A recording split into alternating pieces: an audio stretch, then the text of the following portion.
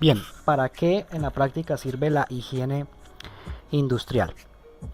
Primero hay que decir que en toda empresa hoy en día es obligatorio tener un subprograma de higiene industrial o un programa de higiene industrial. La higiene es una ciencia no médica que se dedica a la anticipación, a la identificación, el reconocimiento, la evaluación y el control de los peligros higiénico-ambientales. Estos riesgos pueden ser químicos, físicos o biológicos. Siempre la higiene actúa identificando, luego evaluando el riesgo y finalmente proponiendo acciones de mejora que la empresa debería implementar para garantizar un adecuado ambiente de trabajo. Por tanto, la higiene lo que busca es que los ambientes no tengan contaminación o que tengan menos contaminación. La higiene lo que busca es evitar la aparición de enfermedades laborales entre los trabajadores, a diferencia de la seguridad industrial que busca es prevenir accidentes. La higiene tiene una serie de ramas, la higiene teórica, la de campo, la analítica y la operativa. La teórica lo que analiza son los valores límites permisibles, por ejemplo, busca establecer límites tolerables para el ser humano. La higiene de campo lo que hace son mediciones ambientales. La higiene analítica lo que hace es ensayos o estudios de laboratorio para determinar contaminación en muestras. Y la higiene operativa lo que hace es establecer controles o implementar controles para reducir la contaminación ambiental. La higiene analítica determina en laboratorios a través de técnicas como cromatografía o asociación atómica o espectrofotometría, determina los contaminantes químicos, por ejemplo metales, vapores orgánicos, ácidos en muestras que han sido tomadas en los ambientes de trabajo. Por ejemplo, en el caso de riesgo químico, la higiene ocupacional aporta mucho porque determina acciones de mejora o determina qué no se debe seguir haciendo o qué químico es muy tóxico. La higiene también permite que la empresa y los trabajadores analicen mucho mejor los riesgos asociados al uso de productos químicos. Por ejemplo, un higienista le puede apoyar en una correcta identificación de etiquetas de productos químicos, sistema armonizado o incluso revisar y actualizar las hojas de seguridad de los productos químicos, que estas son obligatorias. En todos los países, las empresas que tengan productos químicos deben tener todo correctamente etiquetado, todos los químicos con hojas de seguridad y los trabajadores muy bien capacitados y entrenados. La higiene ocupacional hoy en día, con la moda del sistema armonizado, le permite a las empresas pues establecer un buen programa de riesgo químico para que la gente, los trabajadores no se intoxiquen, no se expongan a los productos y no se vayan a enfermar por el uso inadecuado de productos químicos. La higiene, por ejemplo, en el caso del ruido, cuando se manejan herramientas muy ruidosas como sierras, pulidoras, cortadoras, le permite a la empresa identificar a cuántos decibeles se exponen los trabajadores. Por ejemplo, en Colombia el límite permisible son 85 decibeles para un periodo de 8 horas. Pero hay países que tienen diferentes normativas. Por ejemplo, en Estados Unidos son 90 decibeles en 8 horas. La mayoría de países de Sudamérica manejan entre 85 y 90 decibeles. Con la higiene industrial, la empresa puede conocer a cuántos decibeles, es decir, a cuánto ruido se exponen los trabajadores. Además, mediante mediciones higiénicas, por ejemplo de ruido, la empresa puede definir con mayor certeza y con mayor seguridad cuáles son los equipos de protección tanto respiratoria como auditiva que más le va a servir a los trabajadores para preservar su salud. Hoy en día se cuentan con equipos que miden el estrés térmico, el ruido, el material particulado, las fibras de asbesto, la iluminación. Por ejemplo, en el caso de soldadura, que es una actividad muy común en muchísimas empresas, la higiene ¿cómo aporta? Pues aporta primero capacitando a los trabajadores, informándole cuáles son los riesgos a la salud de los humos metálicos de la soldadura. Segundo, permite conocer si se están sobrepasando o no los límites permisibles. Tercero, con la higiene permite conocer el nivel de exposición a esos humos metálicos. Es decir, que la higiene le permite a la empresa incluso tomar medidas correctivas en caso de que los niveles de humo sean muy altos. La higiene, en el caso de actividades que generen demasiado ruido, permite a través de estudios como dosimetrías y sonometrías establecer si un grupo de trabajadores o un trabajador está siendo expuesto a niveles muy peligrosos. Normalmente cuando las mediciones higiénicas dan por encima de 80 decibeles para ruido, ya el riesgo para el trabajador aumenta. En la imagen, por ejemplo, vemos a una higienista tomando muestras de ruido a través de unas sonometrías en una obra civil. Esa es la fase de evaluación. Luego, según ese resultado, pues ya se establece unos controles. En el caso de las oficinas o bodegas, es importante hacer mediciones de la iluminación, que en todos los países ya está reglamentado cuánta luz debe haber en los ambientes de trabajo, tanto administrativos como operativos. En la imagen estamos viendo un luxómetro con la fotocelda a la derecha. En el caso de uso de herramientas manuales como taladros y pulidoras, la higiene permite establecer el nivel de exposición a vibraciones, ya sea en las manos o en el cuerpo entero. Sin este dato, pues es muy complicado saber si un trabajador a largo plazo se va a enfermar o no de las manos, de las articulaciones o de la columna. Entonces, hoy en día debemos hacer uso de ese tipo de herramientas tecnológicas, ¿no? En la imagen vemos una evaluación de vibraciones mano-brazo. Entonces, la higiene, una vez se toma las muestras, ya sea de ruido, de vibración, de iluminación, de químicos, de asbesto, va a proponerle a la empresa una serie de medidas que pueden ser en la fuente, en el medio o en el trabajador. Desafortunadamente, a nivel del mundo siempre actuamos sobre el trabajador, llenándolo de equipos de protección personal o EPIs, pero la higiene va más allá, y la higiene o una buena higiene propone medidas técnicas en la fuente y en el medio. Medidas técnicas como, por ejemplo, en la fuente, sustituir un producto cancerígeno como el benceno o el formol por un producto que sea menos tóxico. En el medio, por ejemplo, implementar sistemas de extracción o ventilación. Y en el trabajador, pues ya establecer qué equipos de protección técnicamente son los más adecuados.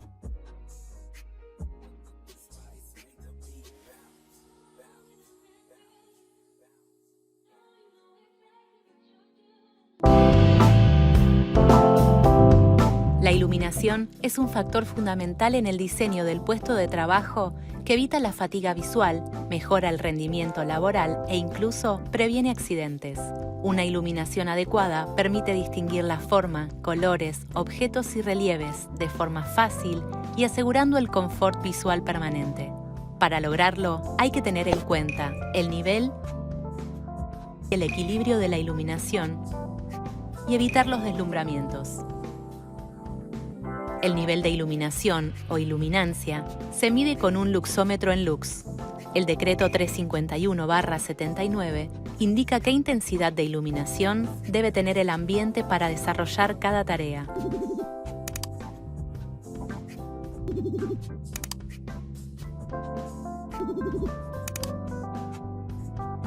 Asimismo, para evitar los deslumbramientos que se producen por los reflejos o la visión directa a una fuente de luz, se recomienda que las superficies de trabajo sean de acabado mate, asegurar una distribución uniforme de las luminarias y usar vidrios oscuros o persiana tipo americanas. Se debe mantener un equilibrio entre la luz que reflejan las superficies dentro del campo visual, es decir, que una iluminación localizada debe tener una intensidad acorde al nivel de iluminación general. Estos niveles también están recomendados en el decreto. En los trabajos con pantalla de visualización de datos, donde se debe adaptar la visión a 3 contrastes diferentes, la pantalla, los textos y el teclado, se recomienda que el nivel de iluminación general sea de 400 lux y la pantalla de 150 lux, que las paredes y superficies sean de tonos mate, la iluminación detrás de la persona que trabaja lo más débil posible, la pantalla colocada en forma perpendicular a la ventana y a la izquierda del operador. Lograr el confort visual permite desarrollar las tareas en forma productiva, sana y segura.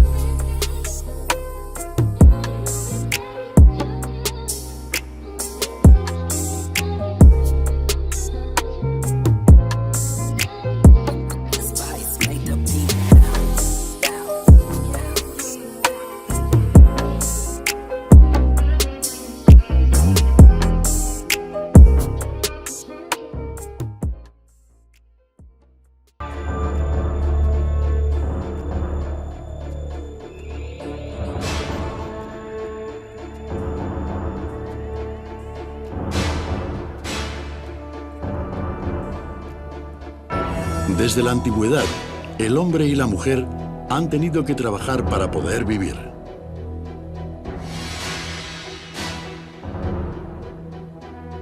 Han tenido que ganarse la vida y nunca ha sido fácil. Incluso en ocasiones resulta peligroso. Cualquier trabajo entraña cierto riesgo.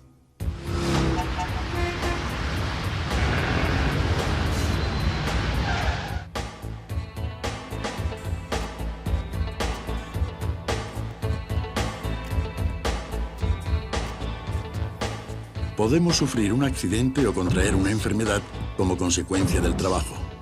Podemos perder la salud por unos días o para siempre. En cualquier caso, tenemos el derecho y el deber de defenderla, porque en definitiva es lo mejor que tenemos.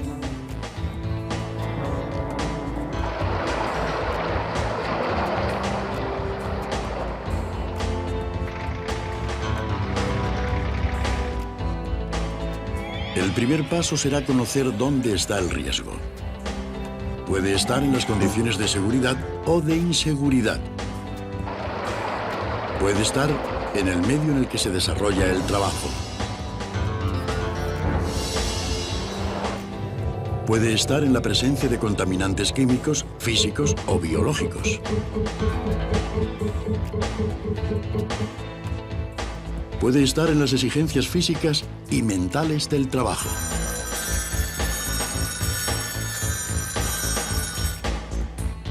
Puede estar en la forma de organización. En fin, los riesgos profesionales están en todas las situaciones de trabajo que pueden romper el equilibrio físico, mental o social de una persona.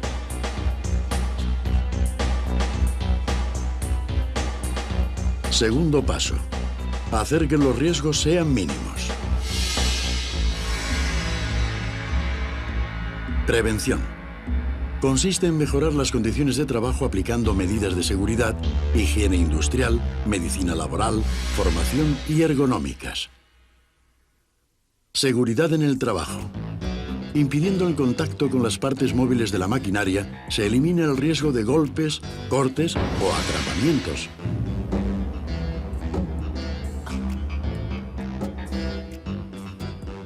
Utilizar una herramienta inadecuada o de mala calidad puede provocar un accidente y ocasionarnos lesiones.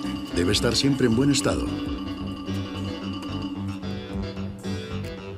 El lugar de trabajo debe reunir las condiciones necesarias de iluminación, espacio, orden, limpieza y señalización.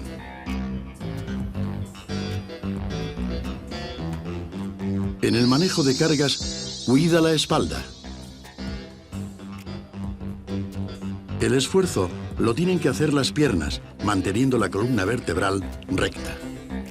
No llevéis pesos excesivos, hay medios para evitarlo. Con los medios mecánicos hay que cuidar la visibilidad, que la carga no sea excesiva y esté bien equilibrada. La electricidad puede producir accidentes graves. Hay que realizar las instalaciones con garantías. Puesta a tierra e interruptor diferencial son imprescindibles. Las chapuzas podemos pagarlas caras. La falta de limpieza y ventilación aumenta el peligro de incendio. Los extintores deben estar en lugares accesibles y señalizados. Higiene industrial. La presencia en el lugar de trabajo de agentes contaminantes puede afectar a nuestra salud. En los centros de trabajo hay que instalar los medios necesarios para detectarlos y controlarlos. El ruido, las vibraciones, el calor, los productos tóxicos, vapores o los contaminantes biológicos deben mantenerse dentro de los niveles que no supongan un riesgo para nuestra salud.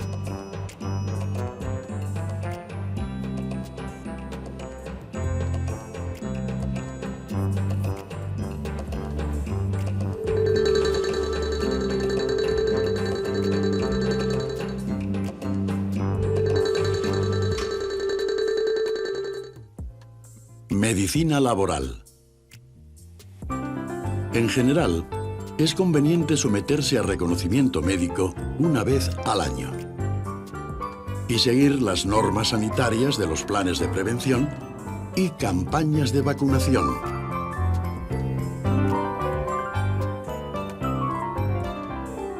Las instalaciones sanitarias en los centros de trabajo varían según el número de trabajadores y el emplazamiento.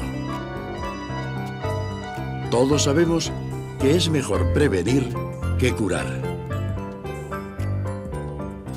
Y que tanto el tabaco como el alcohol son perjudiciales para la salud.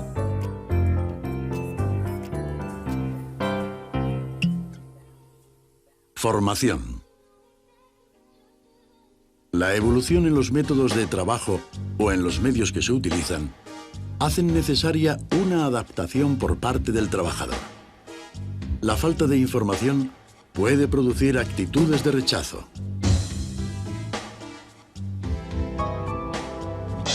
El objetivo de la formación es proporcionar conocimientos, cambiar actitudes y mejorar la destreza en la realización del trabajo, contribuyendo así a la prevención de accidentes y enfermedades profesionales. La manera más adecuada para lograr esta formación es a través de la participación y el diálogo. Ergonomía. Se llama ergonomía a la ciencia que planifica y diseña los puestos de trabajo para que sean adecuados a las personas que los ocupan.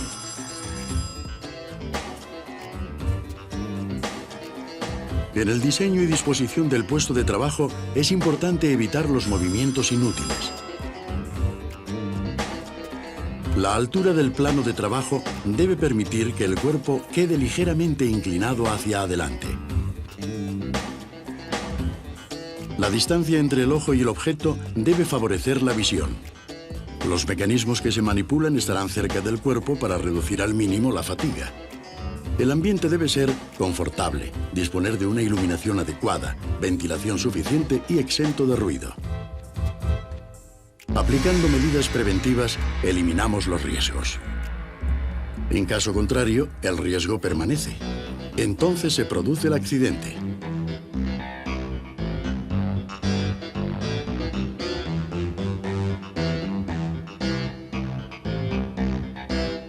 Se entiende por accidente de trabajo toda lesión corporal que el trabajador sufra con ocasión o a consecuencia del trabajo que ejecuta por cuenta ajena.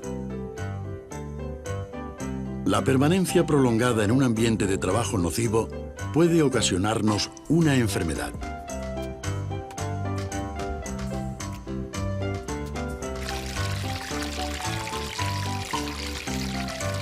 La enfermedad profesional se manifiesta al cabo de los años de estar expuesto a condiciones peligrosas y es el resultado del deterioro paulatino de la salud.